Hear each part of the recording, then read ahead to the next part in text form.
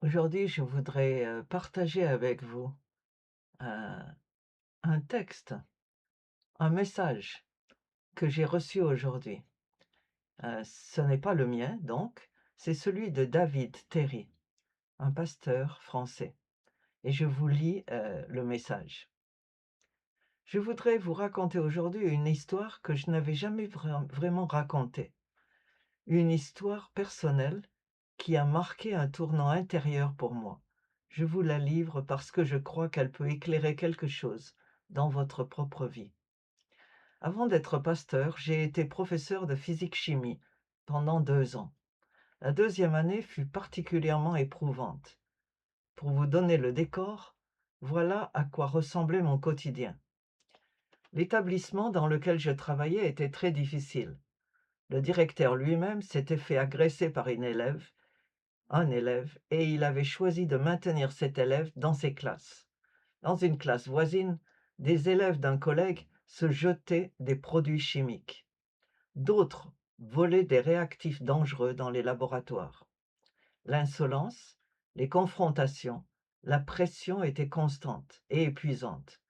Plusieurs de mes collègues m'avaient confié avoir pleuré tous les soirs pendant leur première année dans cet établissement. En rentrant chez moi le soir, surtout en début d'année, j'étais souvent au bord du point de rupture. Le stress accumulé ne trouvait aucune sortie naturelle. J'aurais pu, comme beaucoup, m'effondrer devant la télévision pour fuir. J'aurais pu sortir, faire du sport jusqu'à l'épuisement. J'aurais pu manger trop, dormir trop, m'isoler. Tous ces substituts auraient probablement fait l'affaire à court terme. Et tous m'auraient laissé encore plus vide le lendemain. Mais j'ai pris une habitude qui, je le crois aujourd'hui, m'a sauvé. Dès mon retour à la maison, je me retirais dans ma pièce de prière. Je mettais de la musique de louange et je laissais simplement, sans rien forcer, l'amour de Dieu venir sur moi. Ce n'était pas une démarche élaborée, ce n'était pas un protocole spirituel sophistiqué, ce n'était pas un combat de prière intense, c'était plus simple que tout cela. C'était un enfant qui courait dans les bras de son père. Et chaque fois, chaque soir, il se passait quelque chose. Le Seigneur remplaçait la pression, les offenses, les tensions accumulées par sa paix, son calme, son repos. Pas en théorie, pas comme une idée pieuse que je me suis répétée pour tenir, réellement, concrètement, dans tout mon être.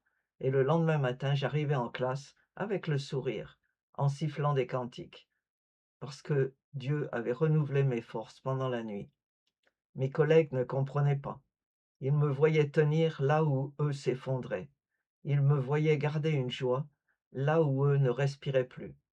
Et je voyais bien que cette différence ne venait pas de moi. Cette expérience m'a enseigné quelque chose que des années de théologie n'auraient pas suffi à graver en moi. Chose de très simple et pourtant qui change tout. La présence du Père n'est pas un dernier recours, c'est le privilège constant du Fils. C'est un témoignage réel. Ce n'est pas une invention ni de l'intelligence artificielle. Et c'est vrai que c'est le témoignage d'un professeur de collège, mais ce n'est pas pour eux tout seuls. Ce n'est pas quelque chose destiné aux professeurs, aux enseignants.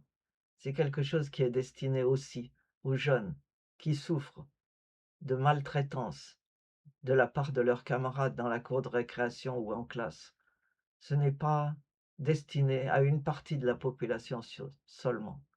Alors, je vous partage ce témoignage parce qu'il m'a touché. Peut-être parce que j'ai entendu d'autres témoignages qui disaient le contraire, de la part de gens qui n'étaient pas chrétiens et qui ont fini par se suicider ou claquer la porte et laisser la profession. Vous n'avez pas besoin d'abandonner vos classes, vous n'avez pas besoin d'abandonner vos environnements. Jetez-vous dans les bras du Père comme un orphelin. Que Dieu vous bénisse.